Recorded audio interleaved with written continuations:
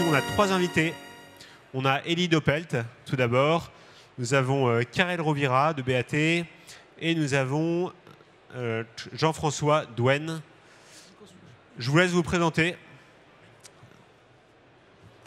Bonjour, Elie Doppelt, je suis trésorier de l'UIVEC.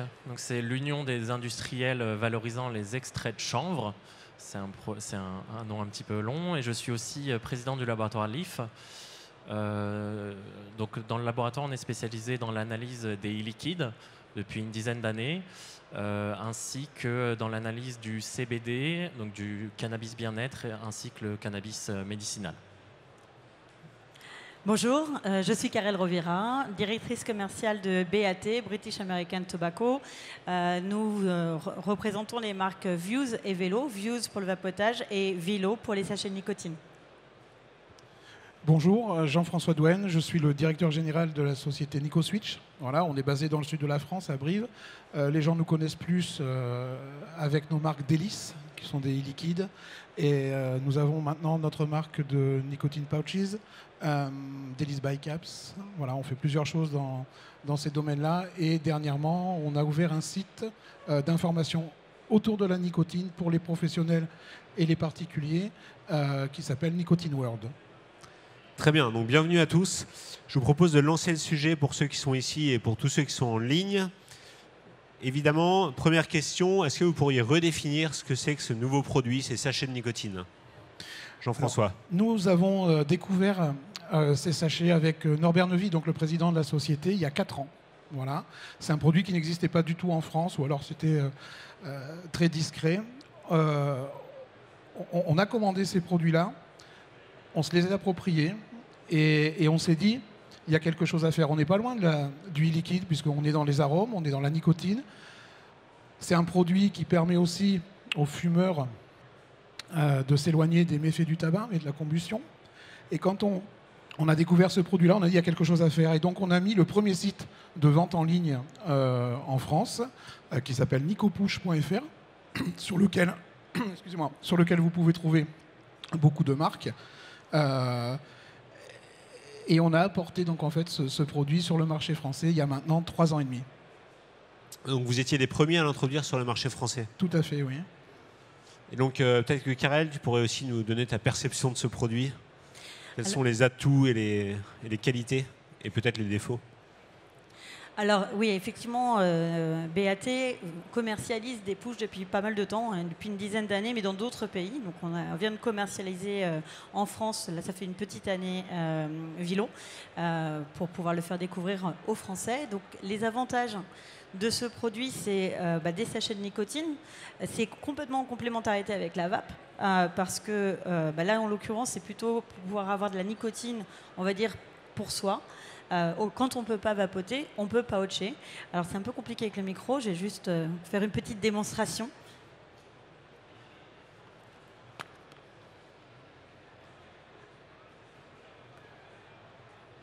Les sachets de nicotine, ça se présente comme ça. C'est un petit sachet dans lequel il y a de la nicotine, des arômes, etc. Comme a expliqué Jean-François. Il suffit de le mettre dans la bouche. Et ensuite, vous avez la nicotine pendant 30 minutes. Et vous pouvez vaquer à vos occupations. Ce qui veut dire que pour un consommateur, il travaille par exemple, il n'a pas besoin d'aller sortir dehors pour vapoter. Il peut utiliser des sachets de nicotine. Ça ne se voit pas. Je parle là devant vous, vous ne voyez pas que j'ai de la nicotine. Donc vous avez les mains libres, vous avez votre plaisir avec la nicotine sans avoir de gêne auprès des autres. Et du coup, est-ce qu'on va retrouver, vous parliez aussi d'arômes, on peut retrouver la même gamme d'arômes que dans le vapotage? Alors, pas encore, mais bientôt, oui. Là, nous, sur notre marque, on a 2 lignes d'arômes, les fruits rouges et les menthes. Mais très prochainement, on va commencer à ouvrir à d'autres arômes. Pourquoi? Parce que on sait que les consommateurs de la vape utilisent aussi les sachets de nicotine. Donc, un consommateur qui a l'habitude d'une ligne de conduite, une ligne de goût, pourra la retrouver sur les sachets de nicotine. Oui, je suis tout à fait d'accord avec Karel, c'est le produit par excellence complémentaire à la vape. Voilà. Karel a fait une démonstration. Moi, depuis tout à l'heure, j'en ai un aussi. Donc, je suis en conférence, ben, je ne peux pas vapoter.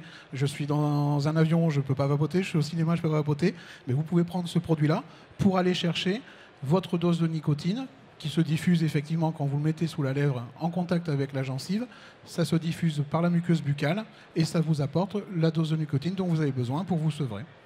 Élie, est-ce que tu peux partager ton ressenti sur ce nouveau produit ? Oui, absolument. Alors, effectivement, c'est un produit très intéressant parce que ça diffuse la nicotine de façon continue. Donc, c'est une vraie alternative qui complète la vape, qui n'est pas là pour la remplacer.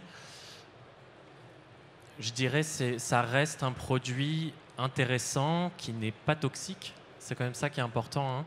Et qui est plutôt un petit peu plus libre au niveau de sa composition, je dirais, parce que c'est des arômes alimentaires dans la bouche, c'est très bien. Ils ne sont pas forcément vapotés, parce que dans la vape, par exemple, on ne peut pas mettre n'importe quel arôme alimentaire. En fait, ça laisse une plus grande liberté, si je comprends bien, en termes d'arômes, puisqu'on est sur un mode de consommation traditionnel pour des arômes alimentaires.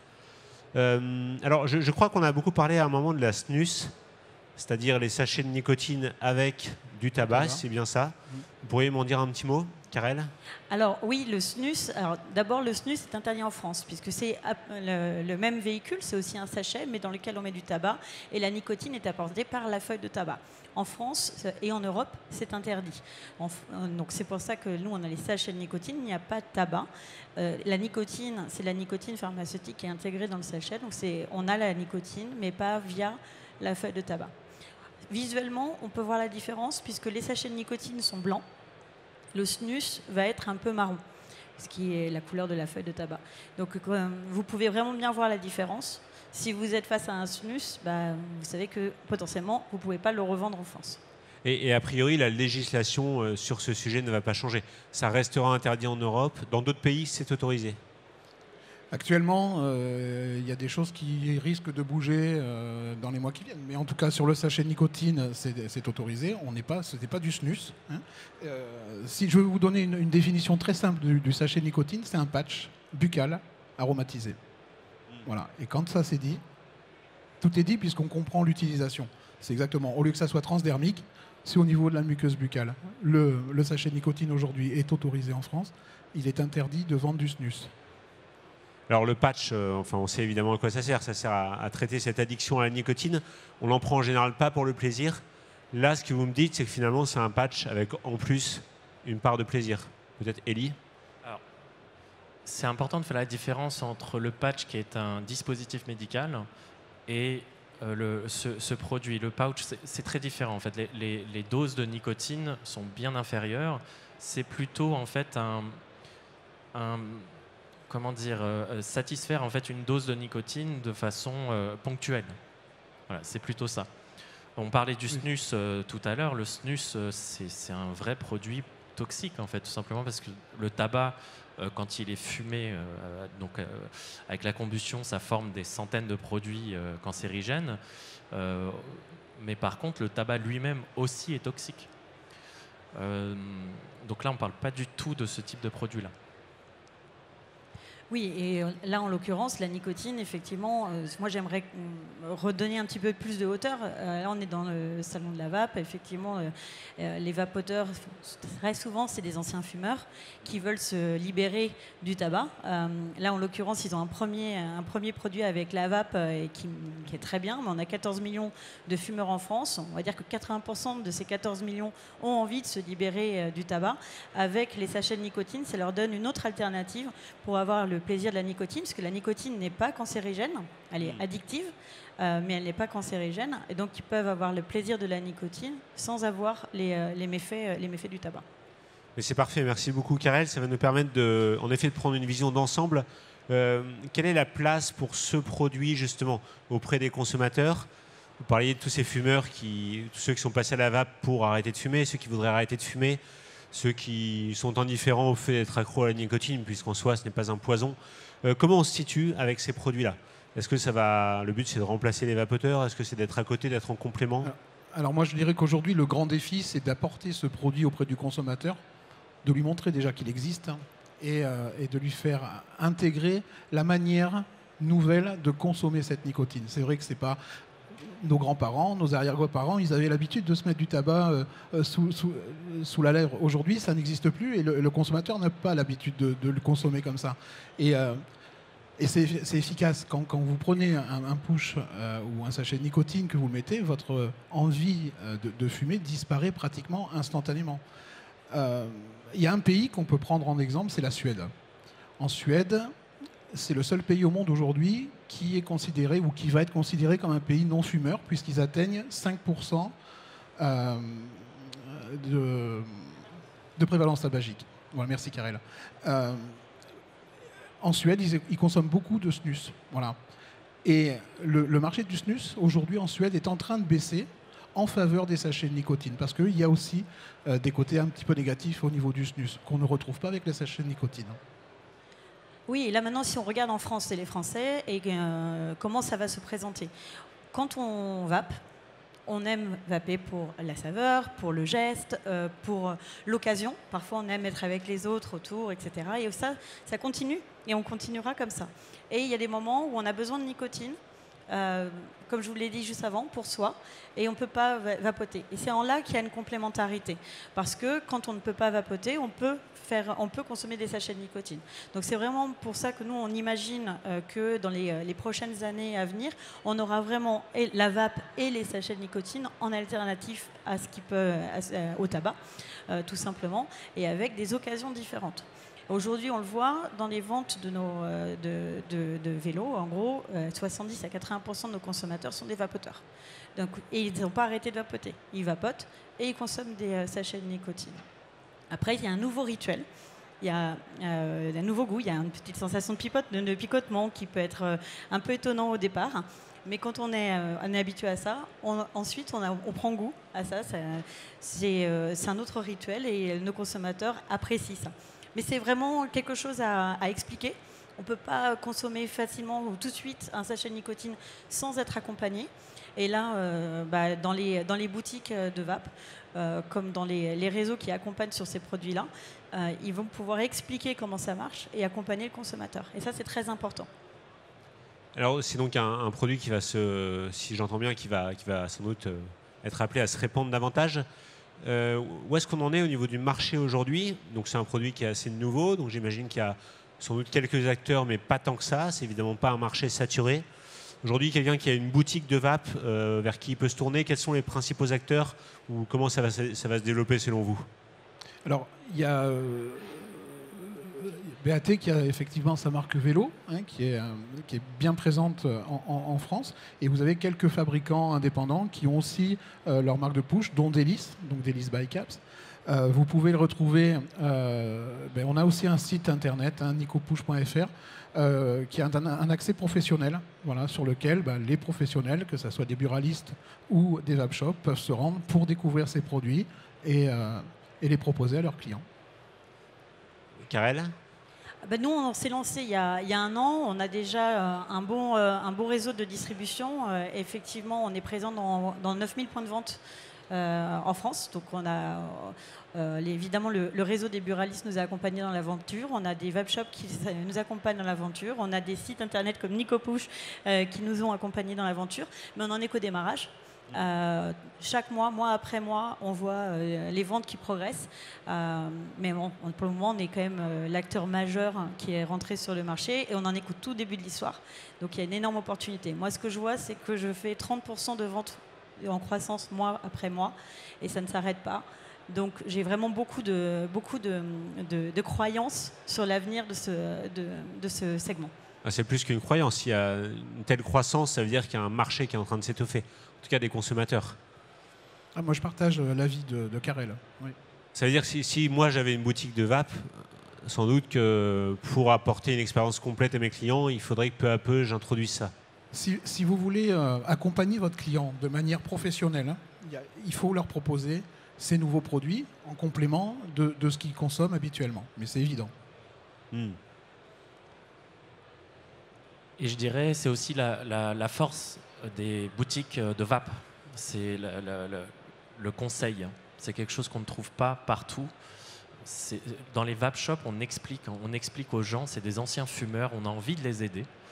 Donc en complément des liquides, pourquoi pas, effectivement, c'est des produits tout à fait adaptés, qui ne sont pas toxiques, qui s'apparentent à la vape. Donc ils ont tout à fait leur place dans les vape shops.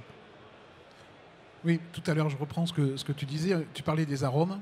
Voilà, c'est vrai que l'arôme, on entend aussi le plaisir qu'on a dans la vape. Et effectivement, dans les pushs, vous avez aussi ces arômes qui vous procurent du plaisir. Quoi de mieux que de s'éloigner des effets mortifères du tabac en prenant du plaisir. Évidemment, pour tout nouveau produit, je dirais pas un nouveau marché, puisque ça s'inscrit quand même dans le marché de la vape, mais il y a la question de la réglementation. Est-ce qu'on pourrait avoir un petit éclairage là-dessus, peut-être, Karel ? Oui, alors aujourd'hui, il n'existe pas de cadre légal légiféré sur les sachets de nicotine. Cependant, il y a très peu de temps, le gouvernement a présenté son plan national de lutte contre le tabac, dans lequel il est inscrit que les sachets de nicotine vont avoir un cadre réglementaire, ce qui est une bonne chose, puisque du coup, ça permet, quand on a un cadre, de pouvoir opérer de manière responsable, avec une concurrence loyale. Hein. Ça, c'est important quand on est professionnel. Et donc, de pouvoir avancer sereinement dans ce nouveau segment. Oui, surtout pour empêcher aussi de partir dans tous les sens. Des abus, il y a effectivement dans les sachets nicotine plusieurs taux de nicotine acceptables, pour nous en tout cas. Sur le site, on s'interdit de vendre des produits avec un taux de nicotine supérieur à 20 mg, puisque on s'est calqué sur le marché du liquide et on ne vendra pas ce genre de produit dans lequel on peut trouver des produits qui sont très très forts en nicotine, et logiquement ça n'a rien à faire sur le marché. Et ça veut dire qu'il n'y a pas a priori de danger réglementaire sur ces produits-là. J'entends par là une possible interdiction. C'est hors de propos aujourd'hui de parler de ça. Non, parce que justement, à partir du moment où ils l'ont intégré dans ce plan national de lutte contre le tabac, ça veut dire qu'ils éloignent l'interdiction sur ce segment-là. Oui, d'accord. Élie ? J'ajouterais que tout produit non toxique qui permet d'être une alternative au tabac est le bienvenu. C'est dans l'intérêt de personne de réglementer ce produit-là de façon différente de la vape, par exemple. Jean-François ? Non, c'est bon. Alors, on évoquait à l'instant l'aspect légal. Est-ce qu'on pourrait... C'est toujours intéressant de voir aussi ce qui se pratique peut-être dans d'autres pays. Donc, a priori, le snus, c'est interdit en Europe, mais le push, il n'y a pas de souci, il serait même bientôt pas promu, mais en tout cas, il y a un cadre légal qui va être plutôt favorable. Qu'est-ce qui se fait à l'étranger sur ces questions-là ? Peut-être, Karel, si tu as une vision. De toute façon, les sachets de nicotine, comme l'a expliqué Jean-François auparavant, c'est né dans les Nordiques, donc Suède, Finlande, Norvège. Ça a commencé là, ça fait déjà 10 ans que c'est là, et comme l'a dit Jean-François aussi, bientôt la Suède sera un pays sans tabac. Mais ça ne s'arrête pas juste aux Nordiques. C'est eux qui ont lancé l'histoire il y a 10 ans. Vélo a été lancé dans plusieurs pays en Europe. On a commencé par l'Est de l'Europe et maintenant on rentre dans le Western Europe avec la France, mais très prochainement dans les autres pays latins, Vélo sera aussi lancé. Donc en gros, ce qu'on peut dire, c'est qu'il faut le temps, parce que quand c'est un nouveau produit, un nouveau segment, la partie éducative est extrêmement importante. Donc on prend le temps dans chacun des pays de lancer, d'accompagner, d'expliquer. Et notre stratégie, c'est de pouvoir lancer les sachets de nicotine dans un maximum de pays dans le monde, parce que c'est vraiment une autre alternative complémentaire à la vape. Ça veut dire pour tous ceux là qui présents peut-être ont une boutique de vape, quels conseils vous leur donneriez pour bien introduire ce produit ? Ils doivent se former sur ces questions ? Une formation peut-être différente de celle nécessaire à la vape ? Alors oui, parce que encore une fois, c'est pas le même rituel. Donc c'est pas les mêmes sensations. On a évidemment la sensation de la nicotine, on va avoir de la satisfaction nicotinique qui va arriver très rapidement, d'ailleurs peut-être parfois plus rapidement qu'avec les produits de la vape, mais on ne peut pas conseiller le premier sachet de nicotine de la même manière qu'on conseille les premiers produits de la vape. Par exemple, juste une question simple. Quand vous avez un fumeur qui rentre dans la boutique et vous demande un premier produit de vape, on va lui demander ce qu'il fume d'habitude pour lui donner un taux de nicotine qui va être élevé. Et ensuite, il va descendre au fur et à mesure. Pour les sachets de nicotine, c'est l'inverse. Il faut proposer le taux de nicotine le plus petit. Pourquoi? Parce qu'il y a ce picotement, cette sensation. Et c'est la nicotine qui rentre directement dans les muqueuses. Si vous proposez un sachet de nicotine avec un taux trop élevé, cette sensation sera trop forte. Et donc, la personne va complètement abandonner parce qu'elle va avoir une sensation de brûlure, en fait. Et elle va se dire, non, c'est pas pour moi. Donc, il faut commencer par le plus bas. Et ensuite, le consommateur choisira, dans les taux de nicotine, quel est celui qui lui correspond le mieux. C'est vrai que si un consommateur rentre dans un web shop ou dans un bureau de tabac et qu'on lui propose ce produit de manière pas très professionnelle, quand on vit une expérience, quand elle est négative, c'est compliqué derrière d'aller plus loin. Alors effectivement, moi je rejoins Karel, effectivement, nous aussi on conseille de partir sur un taux de nicotine assez léger. Alors le consommateur aura peut-être tendance à en consommer beaucoup plus, mais il va chercher son taux et lorsqu'il aura atteint ce taux qui lui va bien, en fait la consommation va devenir raisonnable et il faut savoir qu'un sachet de nicotine diffuse la nicotine pendant entre 20 et 40 minutes, suivant les produits. Mais quand vous êtes rassasié en nicotine, vous pouvez très bien aussi l'enlever au bout de 5 minutes et tout va bien, quoi. Mais surtout pas commencer avec des produits trop forts. Et aujourd'hui, par exemple, les produits que vous proposez en termes d'arômes, donc j'entendais que vous parliez tout à l'heure d'arômes alimentaires. Donc c'est quoi? C'est une gamme d'arômes quasiment, enfin de synthèse évidemment, mais gamme naturelle, ou est-ce qu'il y a encore déjà une richesse aussi large que ce qu'on a ici pour la vape? Comme tu veux, je prends ensuite. On peut avoir une gamme très très large, parce qu'il n'a de limite qu'à l'imagination, évidemment. Maintenant, nous, dans les lignes de goût que l'on va lancer, ça va être des lignes de goût dites responsables. C'est-à-dire vraiment, le consommateur qui nous intéresse, c'est le fumeur adulte. Donc, on regarde ce que le fumeur adulte consomme quand il passe à la vape. Quelles sont les lignes qui sont responsables et matures, et on mettra ces lignes de goût sur les sachets de nicotine. Vous ne nous verrez jamais mettre des lignes de goût qui seraient plus attractives à des cibles que nous ne voulons pas avoir. C'est responsable. Oui, c'est ça, donc pas de goût de bonbons et non. Pas de goût pour attirer les plus jeunes. On le fera pas non plus avec notre marque. Voilà. Oui, j'entends. Non. On parlait évidemment de produits alternatifs, parce que cette question, c'est comment aussi un petit peu se diversifier dans les boutiques. Élie, je crois que toi, tu as un autre domaine aussi d'expertise. Est-ce que tu peux échanger un peu avec nous sur ces produits alternatifs possibles? Oui. Alors, en dehors en fait, du sevrage, parce que dans les produits nicotiniques, finalement, à part la vape, les pouches, éventuellement les petites billes, Nicopop, il me semble que c'est ce qui se répand sur le marché, ça reste quand même assez restreint. Je travaille aussi donc, dans le CBD, donc c'est le cannabis bien-être, qui est présent dans la plupart des vape shops en France. Dans ce cas-là, on ne parle pas de sevrage, on parle de bien-être. Donc c'est assez compliqué finalement, parce que le CBD, c'est une alternative au cannabis, donc cannabis récréatif. Il faut savoir que la France, c'est le plus gros consommateur de cannabis en Europe, et de loin, de très loin même. Donc le CBD, ça peut être une alternative, sachant que ça ne le remplace absolument pas.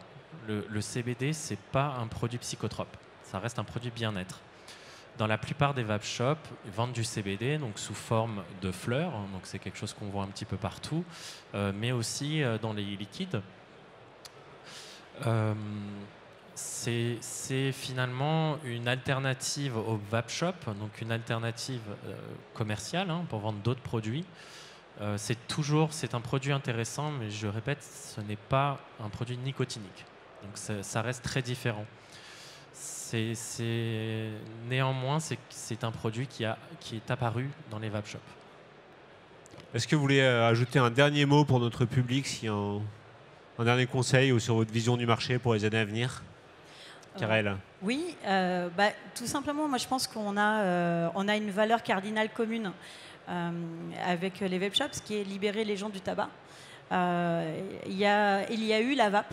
Ça fait 10 ans que la vape est là et elle a progressé de manière exponentielle. Aujourd'hui, il y a les sachets de nicotine qui arrivent, qui ont aussi un avenir radieux, je pense. La question, c'est finalement quel est le point sur lequel, qui est important. Les consommateurs, encore une fois, les fumeurs qui souhaitent arrêter le tabac, ils aiment la nicotine. Donc, à un moment donné, quelles sont les alternatives nicotiniques qu'on peut leur proposer pour pouvoir s'éloigner du tabac et pouvoir continuer à avoir la satisfaction nicotinique. Maintenant, il y a 2 véhicules. Il y a la vape et les sachets de nicotine. Jean-François. Je dirais à un revendeur de ne jamais fermer une porte à un fumeur qui demande à quitter son addiction et donc de lui proposer un maximum de produits qui lui permettent de pouvoir s'éloigner des méfaits néfastes du tabac.